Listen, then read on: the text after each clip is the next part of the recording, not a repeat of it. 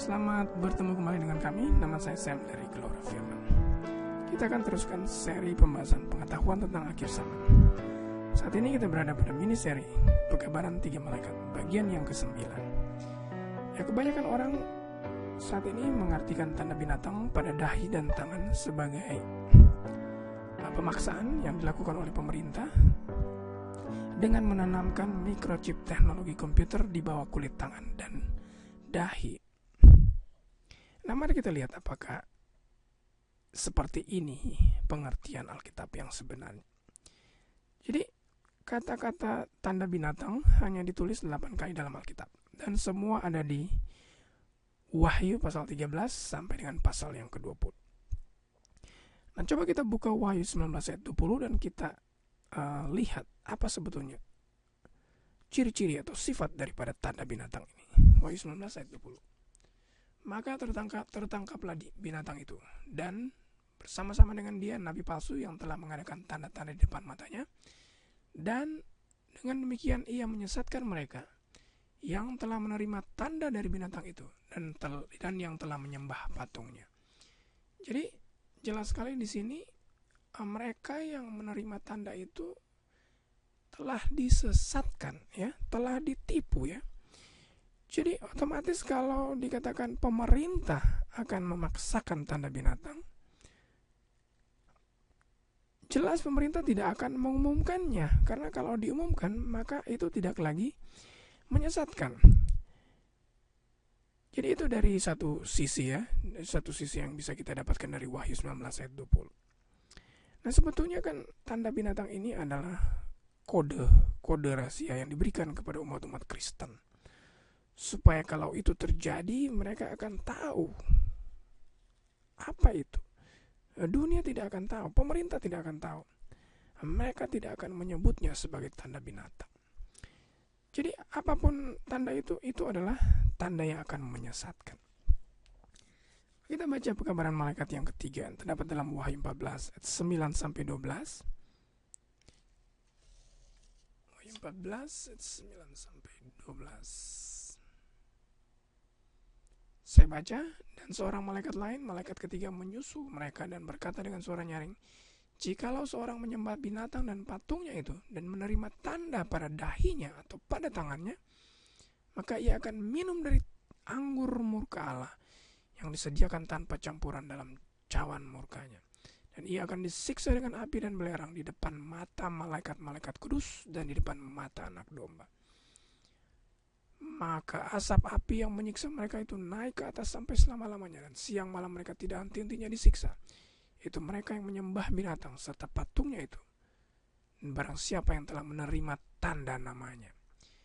Yang penting di sini ialah ketekunan orang-orang kudus yang menuruti perintah Allah dan iman kepada Yesus.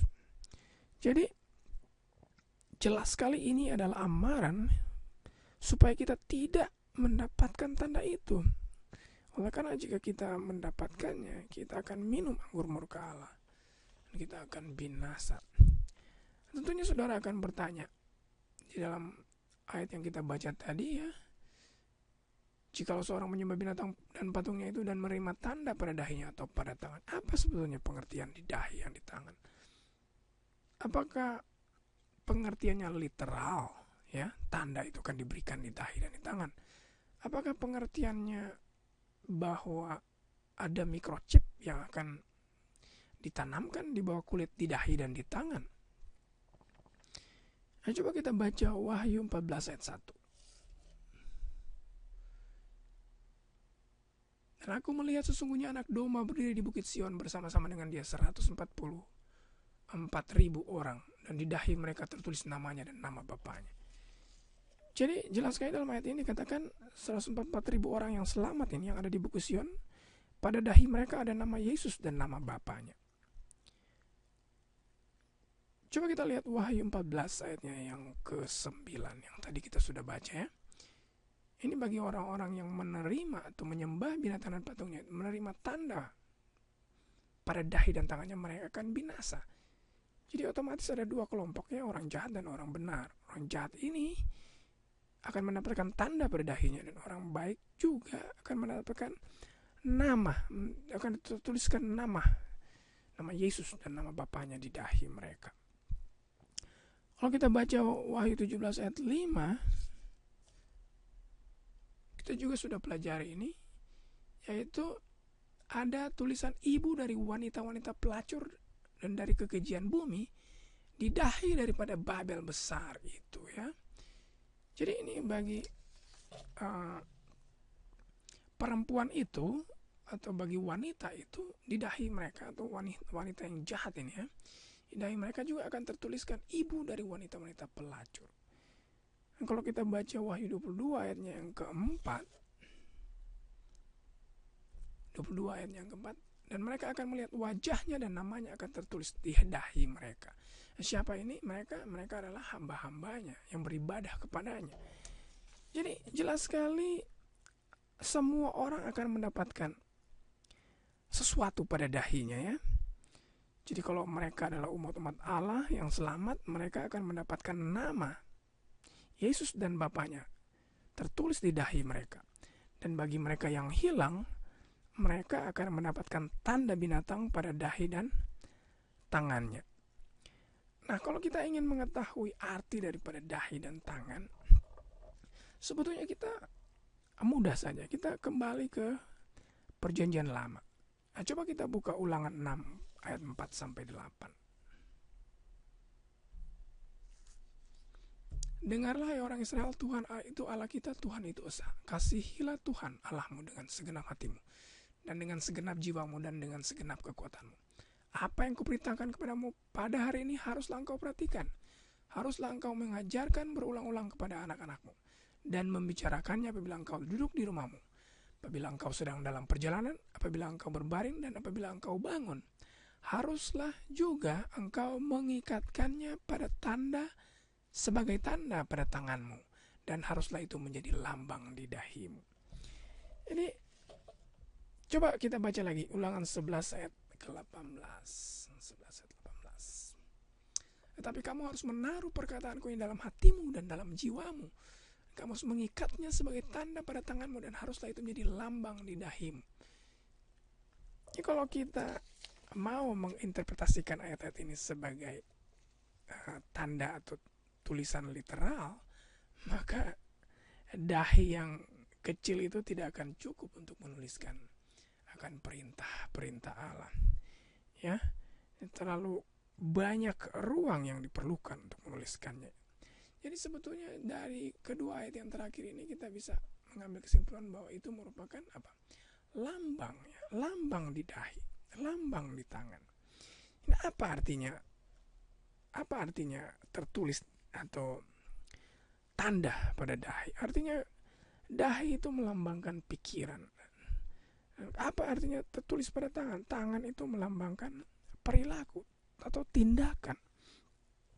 Jadi jelas sekali Allah mau agar kata-katanya atau firman-Nya itu masuk dalam pikiran kita, ya. Jadi kalau dikatakan namanya tertulis di dahi umat-umat Allah, itu artinya Dia mau agar supaya firman-Nya itu sendiri tersimpan di dalam memori umat-umatnya. Dan kalau itu juga tertulis pada tangannya, maka Allah mau bukan saja itu diingat, bukan saja itu diketahui, tapi itu juga dihidupkan, ya, dilakukan dalam kehidupan mereka sehari-hari. Itulah artinya tangan.